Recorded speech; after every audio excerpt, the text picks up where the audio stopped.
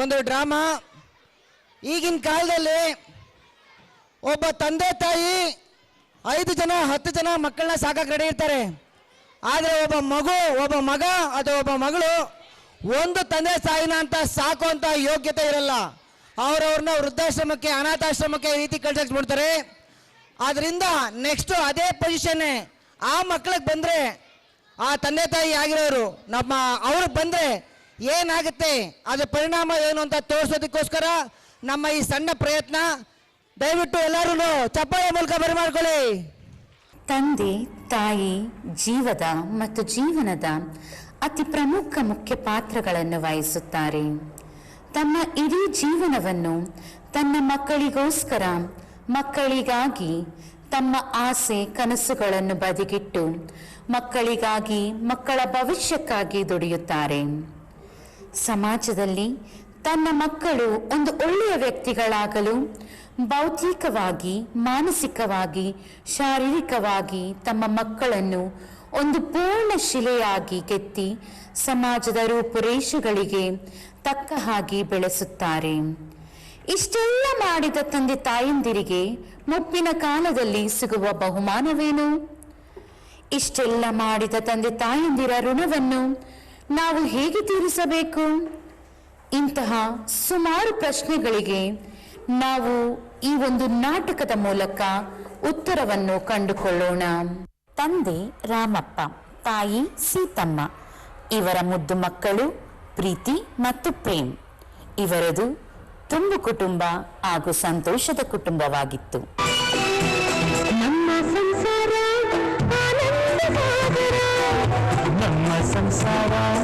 ಆನಂದ ಸಾಗರ,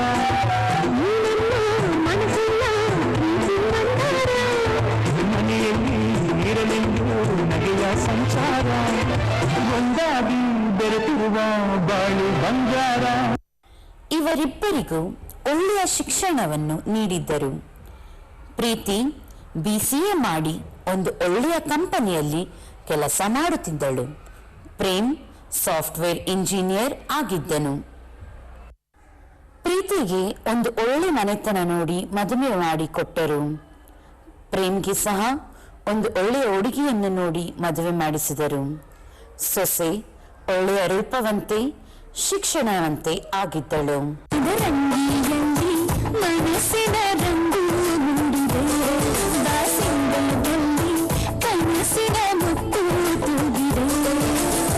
ಕೆಲವು ವರ್ಷಗಳು ಆದ ನಂತರ ಎಲ್ಲ ಜವಾಬ್ದಾರಿಗಳನ್ನು ಮುಗಿಸಿದ ಪ್ರೇಮ್ನ ತಂದೆ ರಾಮಪ್ಪ ವಿಧಿವಶರಾದರು.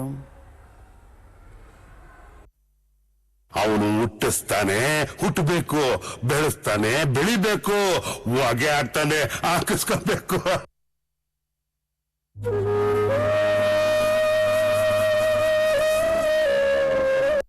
ತಂದೆ ರಾಮಪ್ಪ ಇರುವವರೆಗೆ ಕುಟುಂಬ ತುಂಬ ಖುಷಿಯಿಂದ ಯಾವುದೇ ಕಷ್ಟ ತೊಂದರೆಗಳು ಬಂದರೂ ಅನುಸರಿಸಿ ಹೋಗುತ್ತಿದ್ದರು. ಪ್ರೇಮ್ಗೆ ಒಬ್ಬ ಮಗನೂ ಸಹ ಇದ್ದನು.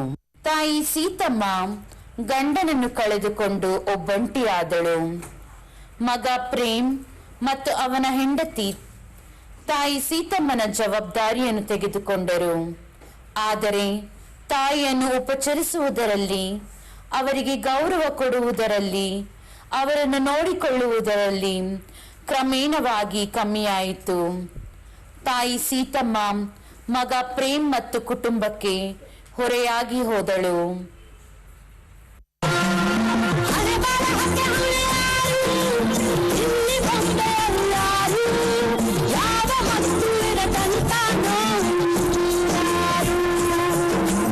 ಕಾಲ ಕಳೆದಂತೆ ನೋಡಿ ಹೇಗಾಯಿತು ನಮ್ಮ ಸೀತಮ್ಮನ ಪರಿಸ್ಥಿತಿ. ರೀ, ನಿಮ್ಮಮ್ಮ ಯಾವಾಗಲೂ ಸುಮ್ಮನೆ ಕುತ್ಕೊಂಡು ತಿನ್ಕೊಂಡು ಇರ್ತಾರೆ. ಎದ್ದು ಸ್ವಲ್ಪ ಕೆಲಸ ಮಾಡೋದಕ್ಕೆ ಹೇಳಿ. ಅಮ್ಮ ಸುಮ್ಮನೆ ಕುತ್ಕೊಂಡಿರ್ಬೇಡ, ಎದ್ದು ಸ್ವಲ್ಪ ನನ್ನ ಹೆಂಡತಿಗೆ ಹೆಲ್ಪ್ ಮಾಡು. ಪಾಪ ಅವಳು ಒಬ್ಳು ಎಷ್ಟು ಅಂತ ಮಾಡ್ತಾಳೆ. ಆಯ್ತು ಮಗನೇ, ನನ್ನ ಕೈಲಾದಷ್ಟು ಮಾಡ್ತೀನಿ. ಎಲ್ಲರೂ ಡೈನಿಂಗ್ ಟೇಬಲ್ ಮೇಲೆ ಊಟಕ್ಕೆ ಕುಳಿತುಕೊಳ್ಳುತ್ತಾರೆ. ತಾಯಿ ಮೊದಲು ಬಂದು ಕುಳಿತುಕೊಳ್ಳುತ್ತಾರೆ. ಆಗ ಅತ್ತೆ, ನೀವು ಇಲ್ಲಿ ಕೂತ್ಕೋಬೇಡ್ರಿ, ಎದ್ದೇಳಿ, ನಿಮ್ ಜಾಗ ಅಲ್ಲಿ. ಇನ್ಮೇಲೆ ನೀವು ಈ ತಟ್ಟೆ ಬಿಟ್ರೆ ಬೇರೆ ತಟ್ಟೆ ಮತ್ತು ಲೋಟನ ಮುಟ್ಟೋ ಹಾಗೆ ಇಲ್ಲ. ಆಯ್ತಮ್ಮ, ಆದ್ರೆ ಯಾಕೆ ಹೀಗೆಲ್ಲ ನಡ್ಸ್ಕೊಳ್ತಿದ್ದೀಯಾ? ಇದು ನನ್ ಮನೆ, ನನ್ ರೀತಿ ಇರಲು ನನಗೆ ಬಿಟ್ಬಿಡಿ.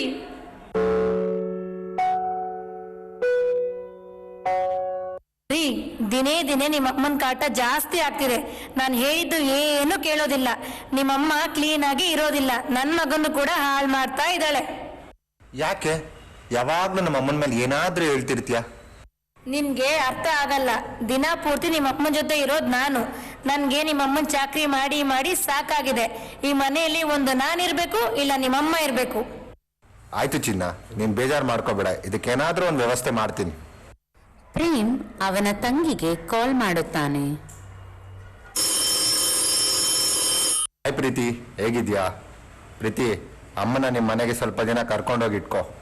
ಅಯ್ಯೋ ಅಣ್ಣ, ನನ್ಗೆ ಅಂತ ಫ್ಯಾಮಿಲಿ ಇದೆ. ನಮ್ಮ ಅತ್ತೆ ಮಾವ ಅದಕ್ಕೆಲ್ಲ ಒಪ್ಕೊಳ್ಳೋದಿಲ್ಲ. ದಯವಿಟ್ಟು ಅಮ್ಮನ ವಿಚಾರ ಇಟ್ಕೊಂಡು ನಂಗೆ ಕಾಲ್ ಮಾಡಬೇಡ ಅಣ್ಣ. ಚಿನ್ನ, ನನ್ನ ತಂಗಿ ಮನೆಗೆ ಕಳ್ಸೋಣ ಅಂತ ನನ್ನ ತಂಗಿ ಕಾಲ್ ಮಾಡಿದ್ದೆ, ಅವಳು ಆಗಲ್ಲ ಅಂತ ಹೇಳ್ತಿದ್ದಾಳೆ. ಏನ್ ಮಾಡೋದು? ಅಲ್ಲ ರೀ, ಇಂಥವ್ರಿಗೆ ಅಂತಾನೆ ಬೇಜಾನ್ ವೃದ್ಧಾಶ್ರಮಗಳಿವೆ. ನಿಮ್ಗೂ ಗೊತ್ತಿದೆ ಅಲ್ವಾ? ಒಂದ್ ಸ್ವಲ್ಪ ದಿನ ಅಂತ ನಿಮ್ಮ ಅಮ್ಮನಿಗೆ ಹೇಳಿ, ನಾವು ಮನೆಯಲ್ಲಿರಲ್ಲ, ನಿಮ್ಮಮ್ಮನ ನೋಡ್ಕೊಳ್ಳೋಕೆ ಯಾರೂ ಇರಲ್ಲ, ನನ್ಗೆ ಪ್ರಮೋಷನ್ ಸಿಕ್ಕಿದೆ, ನಾವು ಬೇರೆ ಕಡೆ ಹೋಗ್ತಾ ಇದೀವಿ ಅಂತ ಆದ್ರೂ ಹೇಳಿ. ಹೂ ಕಣೆ, ಒಳ್ಳೆ ಐಡಿಯಾ. ಹಿಂಗೆ ಹೇಳೋಣ, ಒಂದ್ ಸ್ವಲ್ಪ ದಿನ ಅಂತ ಹೇಳೋಣ. ಅಮ್ಮ ಅಮ್ಮ, ಹೇಳು ಮಗ್ನೆ. ನಾವ್ ಯಾರು ಮನೇಲಿ ಇರೋದಿಲ್ಲ. ನನಗೆ ಬೇರೆ ಕಡೆ ಕೆಲಸ ಆಗಿದೆ. ನಾವೆಲ್ಲ ಇಲ್ಲಿಂದ ಡೆಲ್ಲಿ ಹೋಗ್ತಿದ್ದೀವಿ. ನಾವೆಲ್ಲ ಅಂದ್ರೆ ನಾನು ನಿಮ್ ಜೊತೆ ಬರ್ತಿದ್ದೀನಿ ಅಲ್ವಾ ಮಗ್ನೆ? ಇಲ್ಲ ಅಮ್ಮ, ನಮ್ಮ ಆಫೀಸಲ್ಲಿ ನನಗೆ, ನನ್ನ ಹೆಂಡತಿಗೆ, ನನ್ನ ಮಗನಿಗೆ ಮಾತ್ರನೇ ಅಲೋವೆನ್ಸ್ ಕೊಟ್ಟಿರೋದು. ನಿನ್ನ ಕರ್ಕೊಂಡು ಹೋಗೋದಕ್ಕೆ ಆಗೋದಿಲ್ಲ ಅಮ್ಮ. ಹಾಗಾದ್ರೆ ನಾನೆಲ್ಲಿರ್ಬೇಕು? ನೋಡಮ್ಮ, ನಿನ್ನ ಒಂದು ಸೇಫ್ ಜಾಗದಲ್ಲಿ ಇಡಬೇಕು ಅಂತ ಅನ್ಕೊಂಡಿದ್ದೀನಿ. ನಾಳೆ ನಿನ್ನ ಲಗೇಜ್ ಎಲ್ಲ ರೆಡಿ ಮಾಡ್ಕೊ. ಅಲ್ಲ ಮಗ್ನೆ, ನಾನು ಒಬ್ಳೆ ಹೆಂಗೆ? ಅಮ್ಮ, ನಾನು ಹೇಳ್ದಂಗೆ ಮಾಡಷ್ಟೇ. ಇದ್ರ ಬಗ್ಗೆ ಜಾಸ್ತಿ ಮಾತಾಡಕ್ಕೆ ಇಷ್ಟ ಇಲ್ಲ ನನಗೆ, ಟೈಮೂ ಇಲ್ಲ. ಸೀತಮ್ಮ ಅವಳ ಬಟ್ಟೆಗಳನ್ನು ಪ್ಯಾಕ್ ಮಾಡಿಕೊಳ್ಳುತ್ತಾಳೆ. ಅಜ್ಜಿ, ಯಾಕೆ ಪ್ಯಾಕ್ ಮಾಡ್ತಿದ್ದೀರಾ? ಎಲ್ಲಿಗೆ ಹೋಗ್ತಿದ್ದೀರಾ? ನನ್ನನ್ನು ಬಿಟ್ಟು ಎಲ್ಲಿಗೆ ಹೋಗ್ಬೇಡ್ರಿ ಅಜ್ಜಿ. ನೀನಾದ್ರೂ ಇಷ್ಟು ಪ್ರೀತಿ ಇಟ್ಕೊಂಡಿದೀಯಾ ಮೊಮ್ಮಗ್ನೆ? ಸಾಕು ಈ ಪ್ರೀತಿ, ಸಾಕು ಈ ಪ್ರೀತಿ. ಬೆಳಗ್ಗೆ ಎಲ್ಲರೂ ಎದ್ದು ವೃದ್ಧಾಶ್ರಮದ ಕಡೆ ಹೋಗುತ್ತಾರೆ ತಾಯಿಯನ್ನು ಬಿಡಲು. ಅಮ್ಮ, ನೀನು ಇರಬೇಕಾಗಿರೋ ಜಾಗ ಬಂತು, ಹೋಗಮ್ಮ. ಒಂದು ಸ್ವಲ್ಪ ದಿನ ನೀನು ಇಲ್ಲೇ ಇರಬೇಕು. ಬೇಗ ಬಂದ್ಬಿಡ್ತೀಯಲ್ಲ, ನಾನು ಕಾಯ್ತಾ ಇರ್ತೀನಿ. ನಾನು ಸೀತಮ್ಮ, ಒಂದ್ ಸ್ವಲ್ಪ ದಿನದ ಮಟ್ಟಿಗೆ ಅಂತ ಇಲ್ಲಿಗೆ ಬಂದಿದ್ದೀನಿ. ನಾನು ಗೋಪಾಲ. ನಮಸ್ಕಾರ ಸೀತಮ್ಮರವರಿಗೆ. ಸೀತಮ್ಮ, ಇಲ್ಲಿ ಬರೋರೆಲ್ಲರೂ ಹಿಂಗೆ ಹೇಳೋದು, ಸ್ವಲ್ಪ ದಿವಸ ಅಂತಾರೆ. ನಾನು ಹಂಗೆ ಅನ್ಕೊಂಡು ಬಂದಿದ್ದು, ಆದರೆ ಬಂದು 2-3 ವರ್ಷ ಆಯಿತು. ನನ್ನವರು ಅಂತ ಯಾರು ಬಂದು ಕರ್ಕೊಂಡು ಹೋಗ್ಲಿಲ್ಲ. ಇವಾಗ ಈ ವೃದ್ಧಾಶ್ರಮನೇ ನನ್ನ ಮನೆ ಆಗಿದೆ. ಗೋಪಾಲ್ ಅವ್ರೆ, ನೀವು ಹಿಂಗೆಲ್ಲ ಮಾತಾಡಬೇಡಿ. ನನ್ನ ಮಗ ಬೇರೆ, ಅವನು ಎಲ್ಲರ ತರ ಅಲ್ಲ. ಅವನು ಅವ್ನ ಕೆಲ್ಸದ ಮೇಲೆ ಡೆಲ್ಲಿಗೆ ಹೋಗಿದ್ದಾನೆ. ಸ್ವಲ್ಪ ದಿನ ಆದ್ಮೇಲೆ ಅವನೇ ಬಂದು ನನ್ನನ್ನ ಕರ್ಕೊಂಡು ಹೋಗ್ತಾನೆ. ಆಯಿತು ಸೀತಮ್ಮ, ನಿಮ್ಮ ನಿರೀಕ್ಷೆ ಹೀಗೆ ಇರಲಿ. ನಾನು ಆ ದೇವರಲ್ಲಿ ಪ್ರಾರ್ಥಿಸ್ತೀನಿ ನಿಮ್ಮ ಮಗ ಬೇಗ ಬಂದು ಕರ್ಕೊಂಡೋಗ್ಲಿ ಅಂತ. ಹೌದು ಗೋಪಾಲ್ ಅವ್ರೆ, ನನ್ನ ಮಗನ್ಗೆ ನನ್ನ ಮೇಲೆ ಪ್ರೀತಿ ಜಾಸ್ತಿ. ಮನೇಲಿ ನನ್ನ ನೋಡ್ಕೊಳ್ಳೋದಿಕ್ಕೆ ಯಾರು ಇಲ್ಲ ಅಂತ ಇಲ್ಲಿ ಬಿಟ್ಟಿರೋದು ಅಷ್ಟೇ. ಹೀಗೆ ದಿನಗಳು ಕಳೆಯಿತು. ಸೀತಮ್ಮ ಮಗನಿಗೆ ಕಾಲ್ ಮಾಡುತ್ತಾಳೆ.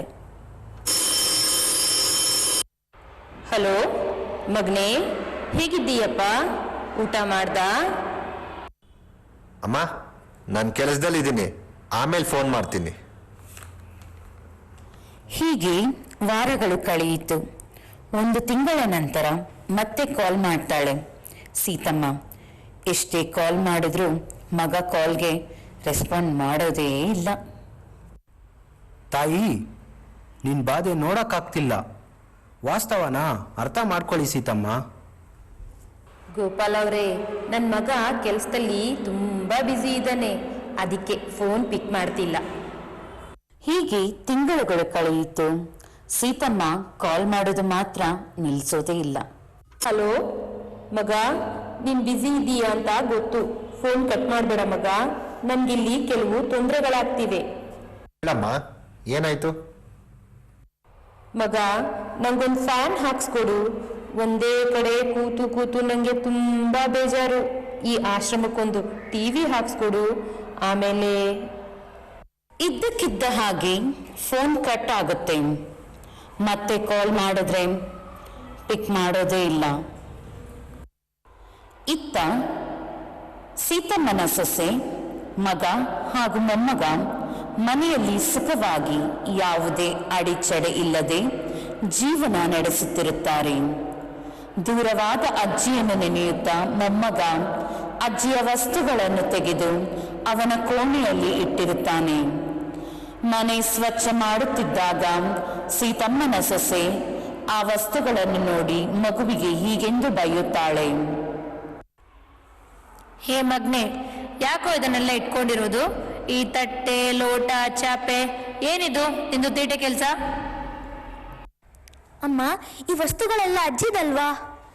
ಹೌದು ಚಿನ್ನು. ಅದಕ್ಕೆ ಇಟ್ಟಿದ್ದೀನಿ ಅಮ್ಮ. ನೀವು ಅಜ್ಜಿನ ಮನೆ ಬಿಟ್ಟು ಕಳಿಸಿದ್ದೀರಲ್ಲ, ಮುಂದೆ ನೀವು ನನಗೆ ಮದುವೆ ಮಾಡ್ತೀರಾ, ಆಗ ನನ್ನ ಹೆಂಡತಿನೂ ಬರ್ತಾಳೆ. ಆಗ ನಿಮಗೆ ಈ ವಸ್ತುಗಳೆಲ್ಲ ಉಪಯೋಗ ಆಗಲ್ವಾ ಅಮ್ಮ? ತಪ್ಪು ಮಾಡಿಬಿಟ್ಟೆ ಮಗ್ನೆ, ತಪ್ಪು ಮಾಡಿಬಿಟ್ಟೆ. ಅಯ್ಯೋ ದೇವ್ರೇ, ಈ ಸಣ್ಣ ಕಂದಮ್ಮನ ಮನಸ್ಸನ್ನ ನಾನು ಹಾಳು ಮಾಡಿಬಿಟ್ಟೆ. ಇನ್ನು ನಾನು ಚೇಂಜ್ ಆಗಬೇಕು. ಪಾಪ, ಈ ವಯಸ್ಸಲ್ಲಿ ನಮ್ಮ ಅತ್ತೆನ ತಾಯಿ ಥರ ನೋಡ್ಕೊಳ್ಳೋ ಜವಾಬ್ದಾರಿ ನಂದು. ಆ ಜವಾಬ್ದಾರಿಯನ್ನ ಪ್ರೀತಿಯಿಂದ ನಿರ್ವಹಿಸ್ತೀನಿ. ಅತ್ತೆಮ್ಮ, ಕ್ಷಮಿಸಿಬಿಡಿ. ಇತ್ತ ಪ್ರೇಮ್ಗೆ ವೃದ್ಧಾಶ್ರಮದಿಂದ ಕಾಲ್ ಬರುತ್ತೆ. ಹಲೋ, ಯಾಕಿಗೆ ಪದೇ ಪದೇ ಕಾಲ್ ಮಾಡಿ ಡಿಸ್ಟರ್ಬ್ ಮಾಡ್ತಿದ್ದೀರಾ? ಹಲೋ, ನೋಡಪ್ಪ ಪ್ರೇಮ್, ನೀನು ಸೀತಮ್ಮನ ಮಗ ಅಲ್ವಾ? ಹಾಂ ಹೌದು, ನಾನೇ ಮಾತಾಡ್ತಿರೋದು. ಹೇಳಿ, ಏನಾಗಬೇಕಿತ್ತು? ನೋಡಪ್ಪ, ನಿನ್ನ ತಾಯಿ ಸೀರಿಯಸ್ ಆಗಿ ಹಾಸ್ಪಿಟಲಲ್ಲಿ ಅಡ್ಮಿಟ್ ಆಗಿದ್ದಾರೆ. ಇವಾಗಲಾದರೂ ಅವರನ್ನು ಬಂದು ನೋಡ್ತೀಯಾ? ಇಷ್ಟು ದಿನ ಆ ತಾಯಿ ನಿನ್ನ ಬರುವಿಕೆಯ ನಿರೀಕ್ಷೆ ಮಾಡ್ತಾ ಇದ್ಲು. ಟಿವಿ, ಫ್ಯಾನು ಇದೆಲ್ಲ ಕೇಳಿದ್ದು ಅವಳ ಸುಖಕ್ಕಾಗಿ ಅಲ್ಲ. ಸೀತಮ್ಮ ಪಟ್ಟಿರೋ ಕಷ್ಟ ನಾಳೆ ನಿನ್ನ ಮಕ್ಕಳು ನಿನ್ನನ್ನು ವೃದ್ಧಾಶ್ರಮಕ್ಕೆ ಕಳಿಸಿದರೆ ಈ ಕಷ್ಟ ನನ್ನ ಮಗ ಪಡಬಾರದು ಗೋಪಾಲ್ ಅವರೇ ಅಂತ ನಿನ್ನ ತಾಯಿ ನಿನ್ನ ಮೇಲಿರೋ ಹುಚ್ಚು ಪ್ರೀತಿ ಮತ್ತು ಕಾಳಜಿಗೆ ಹೇಳಿದ್ದು.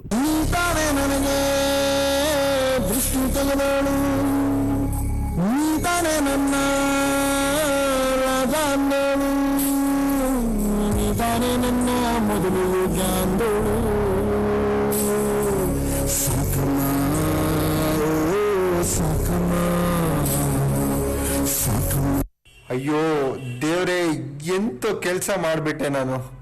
ಅಮ್ಮ, ನನ್ನ ಪಾಪಿ, ನನ್ನನ್ನು ಕ್ಷಮಿಸು. ಈಗಲೇ ನಿನ್ನನ್ನು ಕರೆತರಲು ಬರ್ತಿದ್ದೇನೆ. ಇತ್ತ ಪ್ರೇಮ್ಗೆ ಹೆಂಡತಿಯಿಂದ ಕಾಲ್ ಬರುತ್ತೆ.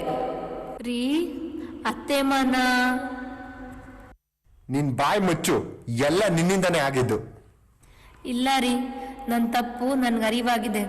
ನಾನು ಹೇಳೋದು ಸ್ವಲ್ಪ ಕೇಳಿ. ಅತ್ತೆಮ್ಮನ ಮನೆಗೆ ಕರ್ಕೊಂಡು ಬರೋಣ, ನಾವೇ ನೋಡ್ಕೊಳ್ಳೋಣ. ಹೌದು ಕಣೆ, ನಾವಿಬ್ರು ತುಂಬಾ ದೊಡ್ಡ ತಪ್ಪು ಮಾಡ್ಬಿಟ್ವಿ. ಬೇಗ SR ಹಾಸ್ಪಿಟ್ಲ್ ಹತ್ರ ಬಾ, ನಾನು ಅಲ್ಲಿಗೆ ಬರ್ತಿದ್ದೀನಿ. ಅಯ್ಯೋ, ಹಾಸ್ಪಿಟಲ್ಗ? ಏನಾಯ್ತು ರೀ?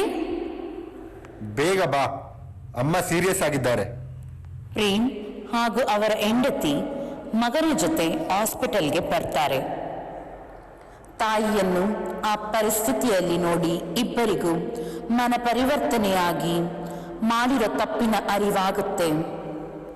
ಇಬ್ಬರು ತಾಯಿ ಬಳಿ ಹೋಗಿ ಕಾಲಿಗೆ ಬೀಳುತ್ತಾರೆ. ಅಮ್ಮ, ನನ್ನ ಕ್ಷಮಿಸ್ಬಿಡಮ್ಮ. ಯಾವತ್ತೂ ಈ ರೀತಿ ತಪ್ಪು ಮಾಡಲ್ಲ ನಾನು. ಅತ್ತೆ, ನನ್ನ ಕ್ಷಮಿಸ್ಬೇಡಿ ಅತ್ತೆ. ಇನ್ನು ಮುಂದೆ ನಾವೆಲ್ಲರೂ ಒಂದೇ ಮನೆಯಲ್ಲಿ ಒಟ್ಟಿಗೆ ಜೀವನ ಮಾಡೋಣ, ಖುಷಿಯಾಗಿರೋಣ. ಇನ್ಯಾವತ್ತೂ ನಾನು ನಿಮಗೆ ಯಾವುದೇ ಥರ ನೋವು ಕೊಡಲ್ಲ. ಮೊಮ್ಮಗ ಅಜ್ಜಿಯ ಬಳಿ ಓಡಿ ಬಂದು ತಪ್ಪಿಕೊಳ್ಳುತ್ತಾನೆ. ಅಜ್ಜಿ, ಇನ್ಯಾವತ್ತೂ ನನ್ನನ್ನೆಲ್ಲೂ ಬಿಟ್ಟೋಗ್ಬೇಡ ಅಜ್ಜಿ. ಐ ಲವ್ ಯು ಅಜ್ಜಿ. ನೋಡಿ, ಮತ್ತೆ ನಮ್ಮ ಸೀತಮ್ಮನ ಸಂಸಾರ ತುಂಬಿದ ಸಂಸಾರವಾಗಿ ಖುಷಿ, ನೋವು, ದುಃಖ, ಕಷ್ಟ ಎಲ್ಲವನ್ನು ಸರಿಸಮವಾಗಿ ಹಂಚಿಕೊಂಡು ಜೀವನ ಮಾಡುತ್ತಾರೆ.